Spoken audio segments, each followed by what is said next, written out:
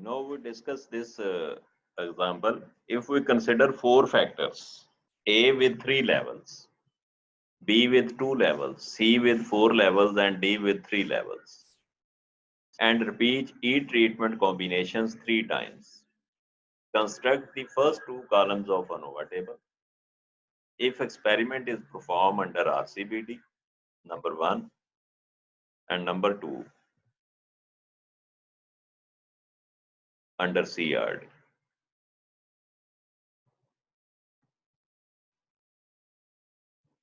तो A के कितने लेवल्स हैं? 3. Number of levels of each factor को उसी लेटर के साथ डिनोट करना है, तो A is equal to 3. Number of levels of B 2 है, तो B स्मॉल b2. C के 4 लेवल्स हैं, तो small c4. Similarly D with 3 levels, so we denote D is equal to 3. तो R replications 3. Then treatment combinations A multiplied by B multiplied by C multiplied by D. तो A 3 है, B 2 है, C 3 लिखना था, C 4 लिखना था, वो 3 लिख दिया, तो D 4, तो ये आगे पीछे हो जाएगा, नो प्रॉब्लम, क्योंकि मल्टीप्लीकेशन 74 ही आएगी. इसकी अगर करेक्शन करनी है तो ये 4 आ जाएगा और ये 3 आ जाएगा.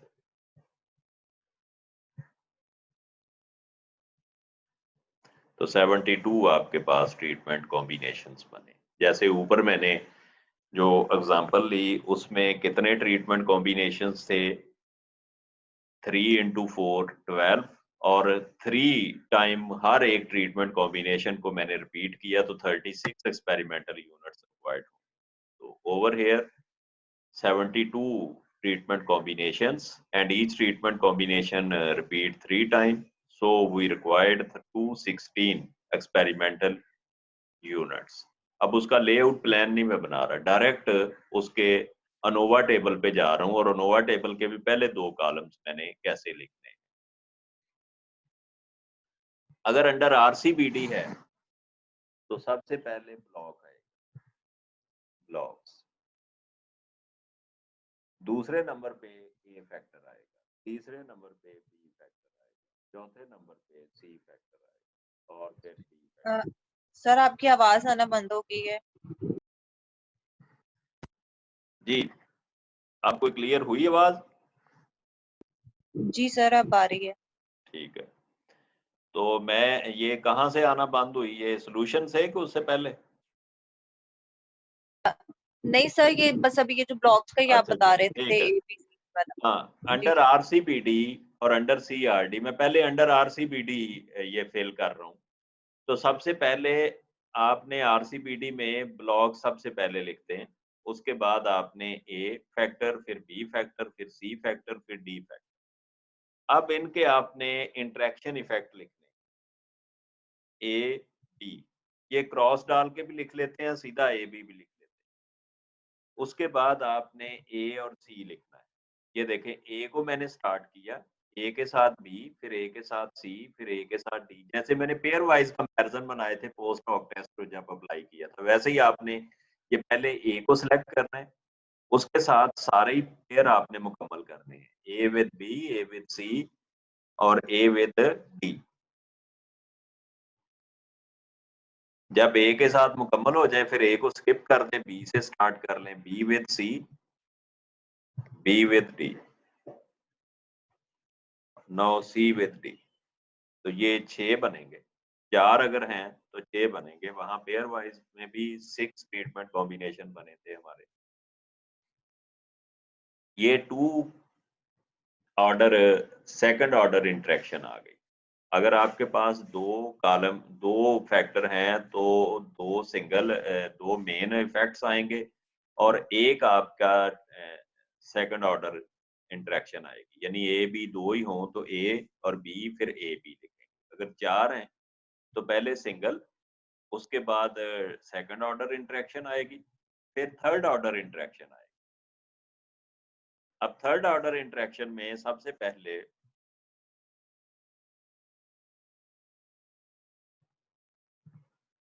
ए बी सी, फिर A B D, A B D, A B C, फिर ए बी डी, फिर ए सी डी, उसके बाद B C D, B C D, उसके बाद देखिए पहले ए से स्टार्ट किया, ए बी लिया मैंने दो, उसके साथ सी लिखा, फिर मैंने ए बी के साथ बी लिखा, फिर बी को स्किप करके ए सी डी लिखा, और उसके बाद ए को स्किप किया तो बी सी डी। अब बी को मैं स्किप करूंगा तो सी डी, वो 2 ऑर्डर इंटरेक्शन वापस चले जाएंगे। तो ये 4 हमारे पेयर बनेंगे थर्ड ऑर्डर इंटरेक्शन, फिर एक बनेगी fourth order interaction A B C D, फिर आएगा एरर।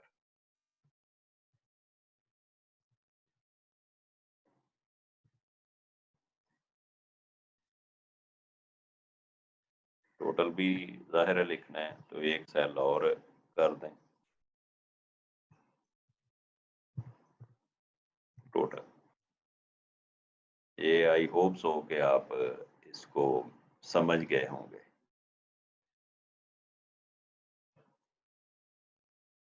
अब टोटल डिग्री ऑफ फ्रीडम आपने सबसे पहले फाइंड अगर करनी तो 216 n है, तो n माइनस 1 होगा,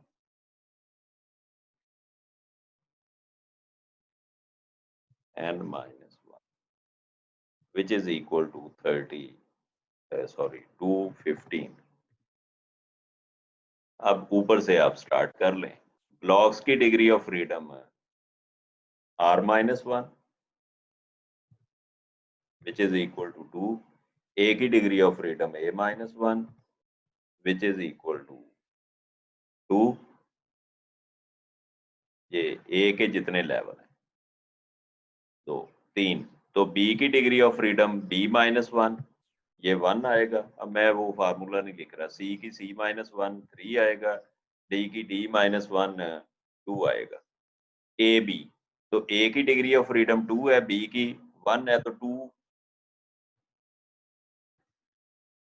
क्रॉस 1, ये 2 आएगा।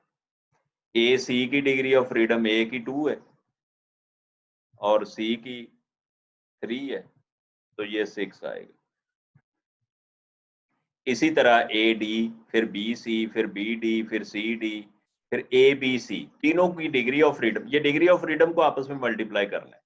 आपने ए बी सी तीनों की डिग्री ऑफ फ्रीडम निकाली हुई है, जब ए बी सी आएगा तो तीनों की मल्टीप्लीकेशन, जैसे ये 2 की है वैसे तीनों की आ जाएगी। ए की कितनी है 2, बी की कितनी है 1 और सी की कितनी है 3, तो ये 6 आ जाएगा। इसी तरह बाकी की, और फिर ए बी सी डी की 2, फिर 1, फिर 3, फिर 2, तो डे 12 आ जाएगा। बाकी आप फिल कर लेंगे। तो जब अंडर सीआरडी आएगा ब्लॉक्स नहीं आएंगे, बस बाकी सारा कुछ जो है वो आ जाएगा। सेम एरर में आपने क्या करना है, टोटल 215 है, इसमें से बाकी ये जितनी सारे निकालेंगे इसको जमा करके माइनस कर देंगे तो ये एरर डिग्री ऑफ फ्रीडम आ जाएगी। तो मेरा ख्याल है कि इसको आप कर लीजिएगा। मैं नोट ये अभी क्लास के बाद शेयर कर दूंगा फाइल, तो आप इसको, इसमें एक कम होना है बिकॉज ऑफ दैट के ब्लॉक इफेक्ट नहीं है, इसका टोटल इधर ही पूरा हो जाना है। तो अगर आप इसको बैलेंस लिखना चाहते हैं तो ये लिख के आप कंपेयर करेंगे कि कोई फर्क नहीं पड़ेगा। सारा मुकम्मल किया होगा, यहाँ से कॉपी करके इधर पेस्ट कर देंगे, सिर्फ एरर की डिग्री ऑफ फ्रीडम बढ़ जाएगी, इसको आप ब्लैंक छोड़ दें, तो ये अंडर सीआरडी सिर्फ ब्लॉक इफेक्ट नहीं आएंगे।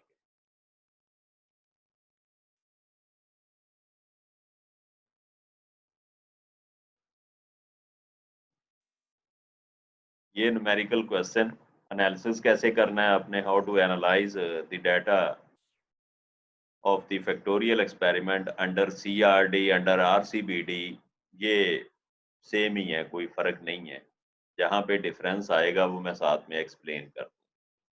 A wheat breeder wanted to determine the effects of planting time on the yield of 4 varieties of wheat. He chose 3 different sowing dates, जिसको 3 levels कहेंगे, A1, A2, A3, and 4 levels of varieties B1, B2, B3, B4. ये data जब analysis का question आएगा तो data definitely given होगा। आपने से डिमांड क्या की जाएगी, test the significance of block effects, main effects of A, main effects of B and interaction effects of A B. तो ए बी के इंटरेक्शन इफेक्ट भी आपने लेने हैं और main effects of A as well as main effects of B.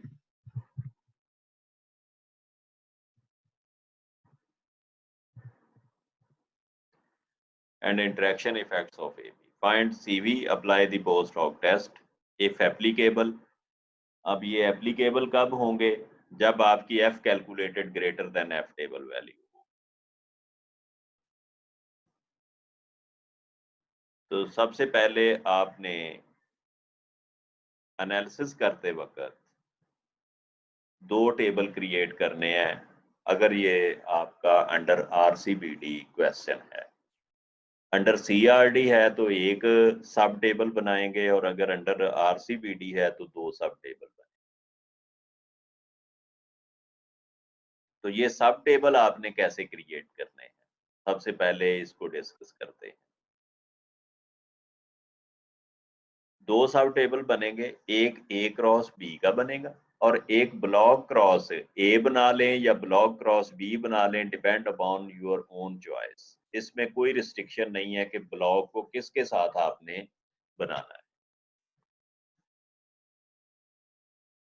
तो A cross B सब table आपने कैसे क्रिएट करना है। This is A1, this is A2, this is A3. Now this is B1, this is B2, this is B3 and this is B4. ये ना भी लिखें तो 1 2 3 वो प्लांटिंग डेट लिख दी, ये A है तो ये A1 A2 A3 अंडरस्टूड है, ये B1 B2 B3 B4 understood है। अब इस सेल को देखिएगा जरा, जस्ट ये काम है, बाकी तो RCBD का क्वेश्चन है। एक तरफ ट्रीटमेंट है, एक तरफ ब्लॉक्स हैं। सपोज कर लें ये ब्लॉक्स हैं, ये ट्रीटमेंट है, ये ब्लॉक्स हैं, ये ट्रीटमेंट है। आगे एनालिसिस में कोई परेशानी नहीं होगी। अगर आपने लेटर्स के डिजाइन तक किया हुआ है तो नो प्रॉब्लम। सिर्फ ये टेबल कैसे क्रिएट करना है इस पे फोकस कीजिएगा जरा। A1 B1, ये इस सेल की इंटरेक्शन कहाँ पे हो रही है, A1 B1 पे। अगर इसमें जाएंगे तो A1 B2 आएगा, नेक्स्ट जाएंगे तो ये A1 B3 की एंट्री है, उससे नेक्स्ट जाएंगे तो A1 B4 की एंट्री है। तो आपने पहले A1 B1 कैलकुलेट करना। वापस जाएं आप इस टेबल के अंदर।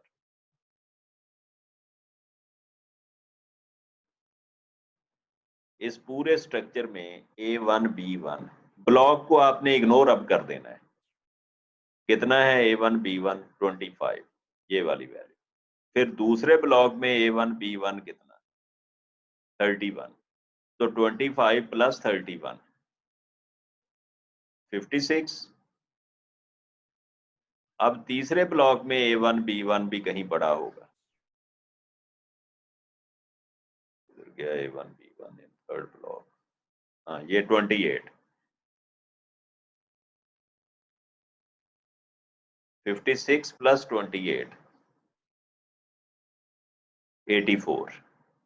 25 प्लस 31 प्लस 28 84। तो आपने A1 B1 में 84 लिख दिया। अब आप A1 B2 देखें, कैलकुलेटर पकड़ना है आपने हाथ में। A1 B2 का रिस्पॉन्स उस पर लिखना है, कितना है A1 B2 19 है, फिर A1 B2 14 है तो ये 33, फिर A1 B2 16 है तो ये कितना बन गया A1 B2 9 33 तो 49। तो ये 49 वैल्यू है। बाकी I hope so remaining calculation आप खुद से कर लेंगे। अब आप आ जाए ब्लॉक क्रॉस A सब टेबल। मैंने A सब टेबल इसलिए लिखा कि A के 3 लेवल्स हैं तो ये टेबल थोड़ा छोटा बन जाएगा। अदरवाइज आप जो है वो ब्लॉक भी ब्लॉक 1 है, ये ब्लॉक 2 है और ये ब्लॉक 3 है। ब्लॉक 1A1, ये थोड़ा सा जरा देखिएगा, ब्लॉक 1 में A1 कहाँ कहाँ पड़ा हुआ है। A1 किस किस के साथ आ रहा है ये मैटर नहीं करता है। A1 जिसके साथ भी आ रहा है, A1 B1 के साथ भी आएगा, A1 B2 के साथ भी आया होगा, A1 B3 में भी, और A1 B4 के साथ, यानी 4 वैल्यू होगी A1 B4 11, A1 B1 25, तो ये कितना बन गया 36। फिर A1 B2 36 9 45 55, फिर A1 B3 22 55 प्लस 22 77, तो देखें 77 ही है, 77। उसके बाद A1 B2, A1 ब्लॉक 2 में कितना है, तो A1 ब्लॉक 2 में ये पहला तो है 14। ये नहीं देखना कि वो A1 आ किसके साथ रहा है, B2 के साथ आ रहा है कि B3, नो, A1 वाली एंट्रीज जहां से उठानी है आपने। तो 14, उसके बाद A1 B1 था यहाँ कहीं 31, तो ये बन गया 45 प्लस 20 65, 65 प्लस 14 65 75 79, तो ये देखें 79 ही है, 79। ओके, और रिमेनिंग ब्लॉक्स में आपने जब A1 ब्लॉक 3 में जाना है तो 75। फिर सिमिलरली A2 ब्लॉक 1, या पहले ब्लॉक 1 के सोल्यूशन कंप्लीट कर लें, फिर ब्लॉक 2 के सोल्यूशन कंप्लीट कर लें, फिर ब्लॉक 3 के सोल्यूशन कंप्लीट कर लें, under A1 under A2 under जैसे मर्जी इसको मुकम्मल कर। ये दो सब टेबल बनेंगे। If your experiment factorial and run under the RCBD, you construct two subtables, A cross B subtables and block cross A or block cross B, जिसके साथ मर्जी कर लें, ये मैटर नहीं करेगा। उसके बाद आपने जब ये सब टेबल बना लिए, इनके करने टोटल, B1 का टोटल 230, B2 का टोटल 173, B3 का टोटल 156, B4 का टोटल 155 150। इसी तरह A1 का टोटल, फिर A2 का टोटल, फिर A3 का टोटल, फिर ग्रैंड टोटल आएगा 674, यानी रो वाइज टोटल कर लें चाहे कॉलम वाइज टोटल कर लें, ये टोटल 674 ग्रैंड टोटल आएगा। This is a grand total. उसके बाद ब्लॉक क्रॉस ए का करें, ये देखें A1 A2 A3 ये तो ऑलरेडी जितना है उतना ही रहेगा, ऊपर वाले टेबल में भी यही है। फिर ब्लॉक 1 का टोटल 222, ब्लॉक 2 का 228, ब्लॉक 3 का 224, और इसका भी जब ग्रैंड टोटल करेंगे तो ये भी 674 आएगा।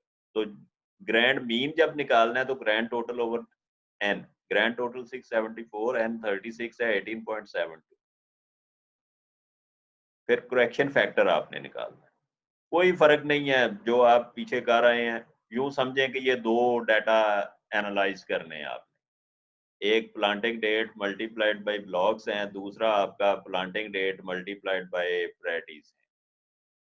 तो करेक्शन फैक्टर ग्रैंड टोटल 674, किसी भी टेबल से इसको निकाल लें, ये वाला सेम है, divided by N number of values 36। ये नहीं देखना कि ये तो 9 वैल्यू है, नो, 674 ये basically each and every value, ये 3 4 वैल्यू को जमा करके, ये भी 4 वैल्यू को जमा किया, इसमें भी 4 वैल्यू को जमा किया, तो 12 हो गई।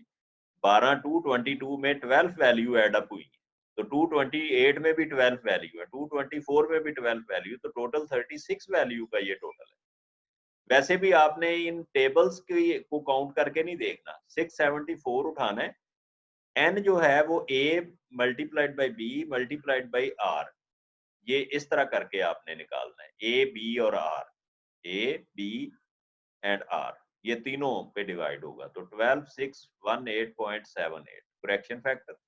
उसके बाद TSS, TSS के लिए ओरिजिनल टेबल यूज होना है, this is your original table, 22 का स्क्वायर प्लस 30 का स्क्वायर प्लस 17 का स्क्वायर प्लस सो ऑन, ये करते जाएंगे, 36 की 36 वैल्यू सम ऑफ स्क्वायर ले लेंगे। पेपर में नहीं, वैसे मैं इस तरह करूंगा, पेपर में वो आपको TSS निकाल के दे देते हैं, इतना बड़ी कैलकुलेशन टाइम वेस्ट होता है।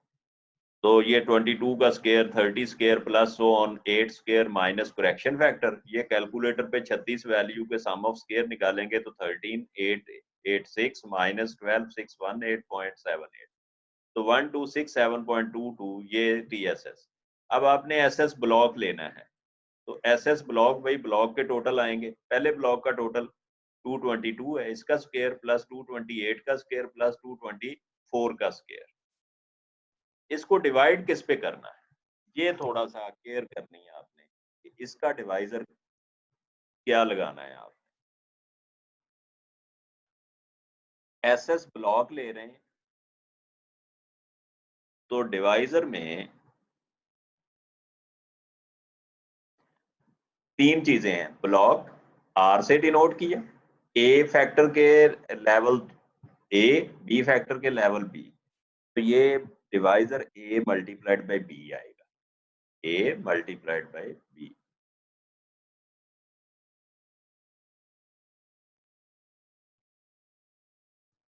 ये मैंने सिर्फ समझाने के लिए लिखा है। A कितना है 3 और B कितना है 4, तो 3 मल्टीप्लाइड बाय 4 12,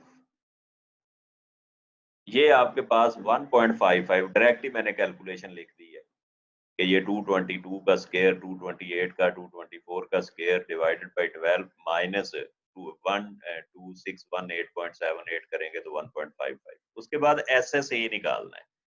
तो A के सम आपने यूज करने, चाहे इस टेबल के यूज कर लें चाहे ऊपर वाले टेबल के यूज कर लें, सम सेम है 231 258 185, ये दूसरे में भी यही है 231 258 185।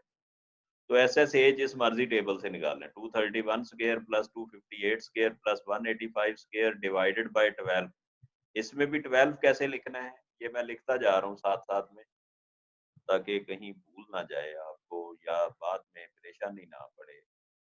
हाँ, sorry sorry sorry, B multiplied by R।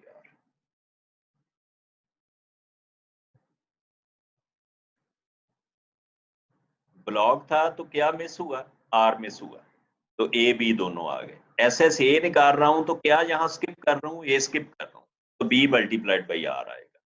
अब जब SSB मैं निकालूंगा तो SSB होता है B के टोटल्स, तो ये वाला टेबल यूज होगा, 230 का स्क्वायर प्लस 173 का स्क्वायर प्लस 156 का स्क्वायर प्लस 115 का स्क्वायर। अब इसका डिवाइजर मैंने कैसे लिखना है,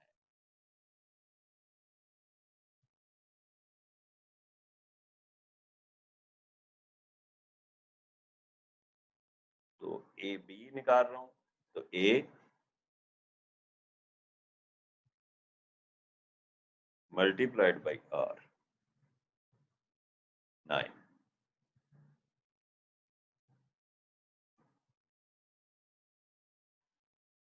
ये तो सर हो गए, SS ब्लॉक भी निकल आया, SSA भी SSB भी। अनोवा टेबल आपने बनाया हुआ है, रफ स्केच अनोवा टेबल के पहले 2 कॉलम मैं ये बना के आया था, उसमें देखें SS ब्लॉक था, SSA था, SSB था, TSS था, ये तो 4 निकाल लिए।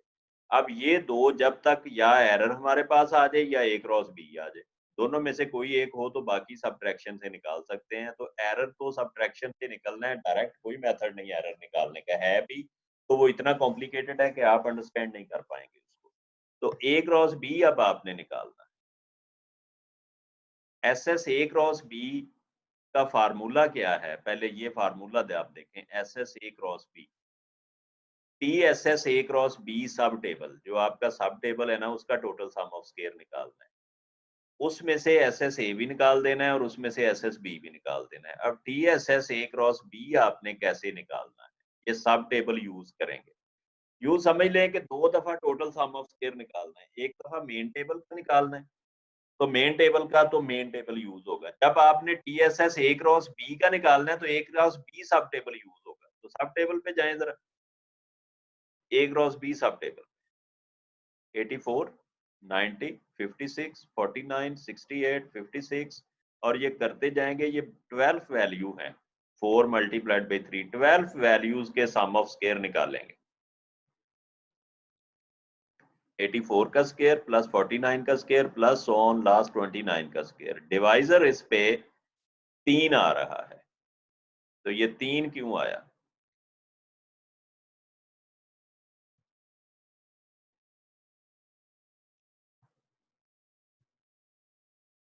ये मैं लॉजिक फिर बाद में बताता हूँ। तो TSS A क्रॉस B सब टेबल का निकालेंगे तो A क्रॉस B सब टेबल की 12 एंट्रीज हैं। 12 की 12 एंट्रीज के स्क्वायर करेंगे, दरमियान में प्लस का साइन इंपोज करेंगे, डिवाइडेड बाय R करेंगे तो 3 minus correction factor 1131.22। Now we calculate SS A cross B। ये TSS आया है, SS नहीं है। SS का फार्मूला ये लिखा हुआ है मैंने। इस फार्मूले में अब वैल्यू आप पुट करेंगे। TSS A cross B 1131.22 minus SSA निकाला हुआ है 227.05 227.05 SSB 757.89। जब 1131.22 में से ये दोनों वैल्यू माइनस करेंगे तो 146.28। अब SS error too much simple. TSS में से SS ब्लॉक भी निकाल देंगे, SSA भी निकाल देंगे, SSB भी निकाल देंगे और SSA क्रॉस B भी निकाल देंगे, यानी सारे सोर्स माइनस हो जाएंगे। तो ये 134.54 आ गया। अब सिंपल अनोवा टेबल आपने कंस्ट्रक्ट करना है। तो ये 2 कॉलम तो मैं ऑलरेडी डेवलप कराया हूँ। टोटल की degree of freedom n-1 which is 35। Block की degree of freedom r-1। r 3 block हैं तो 2। a degree of freedom a-1। there are total 3 levels of a factor, so a-1 3-1 which is equal to 2. Similarly, level of b factor 4-4-1 which is equal to 3. Degree of freedom a and b 2 3, so 2 multiplied by 3, so 6 degree of freedom used for a cross b. Now 35 minus 6 minus 3 minus 2 minus 2 which is equal to 22. Sir blocks में हमने रेप्लिकेशंस को रखा है ना? Sir block को R से ही मैंने denote किया था जब मैंने कोर्स पढ़ाया था। सर ये रेप्लिकेशन ही थी ना सर? जी जी रेप्लिकेशन ही है। R और B बराबर होते हैं। Number of blocks is equal to number of replications. ठीक है, चाहे B, अगर मैं इसको B से डिनोट करता हूँ ना ब्लॉक को, कुछ बुक्स में B से डिनोट किया, फिर वो कंफ्यूज होता है स्टूडेंट। फैक्टर B के फैक्टर लेवल्स भी B से डिनोट कर रहा है और ब्लॉक भी B से, तो फिर कंफ्यूज होते हैं लोग कि ये B 2 दफा क्यों आ रहा है। तो इसलिए ब्लॉक्स को मैंने R से डिनोट कर लिया। Number of blocks is denoted by R while the number of level of B factor is denoted by small b। अब SS आपने सारे निकाले हुए, टोटल आपने निकाला 1267.22। SS ब्लॉक निकाला है 1.55, ये निकाला हुआ SS block 1.55। SSA 227, SSB 757, SSA cross B 146, SS error 134.54। MS very simple 1.55 over 2, 0.78, 227 over 2, 113, 757 over 3, 252 और 146 over 6, 24, 134 over 22, 6.11। टोटल की जरूरत नहीं है। F कैलकुलेटेड 4 आएंगे, एक ब्लॉक के लिए, एक A के लिए, एक कैपिटल B के लिए और एक A क्रॉस B के लिए। 4 आपने इफेक्ट टेस्ट करने थे। मैंने वहां क्वेश्चन में लिखा हुआ है test the significance of block, main effect of A, main effect of B, interaction effect of A B. तो ब्लॉक के लिए MS ब्लॉक 0.78 डिवाइडेड बाय 6.11, तो ये 0.25। F calculated for main effect of A 113.53 divided by 6.11, 18.58। Similarly 252 over 6.11, 41.34, 24.38 over 6.11, 3.9। ये F table आपने देखना है। F 0.05 at 222 degree of freedom 4.3, ये भी 4.3 आएगा। ये 3 और 6 पे 3 और 22 पे देखना है तो 3 और 22 पे 3.05, ये 6 और 20 कॉरेस्पॉन्डिंग डिग्री ऑफ फ्रीडम पे देखना है ये, यानी ब्लॉक की 2 है तो एरर की 22 है, तो 2 एंड 22 अब ए की भी और ब्लॉक की बराबर है, इसलिए दोनों की सेम वैल्यू आ रही है एफ टेबल। नेक्स्ट 3 और 22 पे और उसके बाद 6 और 22। अब आप देखें जो वैल्यू बड़ी हैं वो सिग्निफिकेंट है, जो छोटी हैं वो नॉन सिग्निफिकेंट है। तो from the ANOVA table, F calculated for block less than F table value, so the block effects are non-significant. So the block effects are non-significant. ये आप इधर लिख लीजिएगा। तो remaining may F calculated for A, B and A cross B all are greater than F table value. Therefore, main effects of A, main effects of B and interaction effects of A and B all are significant. यानी main effects भी significant है और interaction effects भी significant है, तो block effect सिर्फ non significant. वैसे भी ये क्वेश्चन जो मैंने लिया था ये अंडर सीआरडी था, मैंने इसको इंटेंशनली अंडर आरसीबीडी बनाया, तो वो साबित हो गया कि ये तो आरसीबीडी नहीं था, सीआरडी था।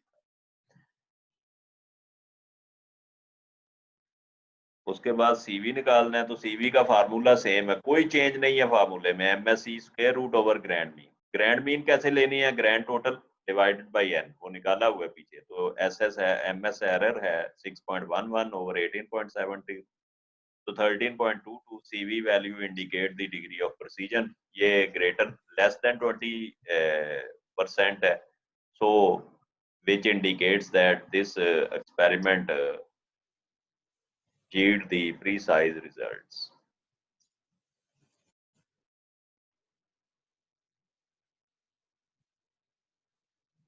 जी थैंक यू वेरी मच। कोई क्वेश्चन पूछना चाहते हैं?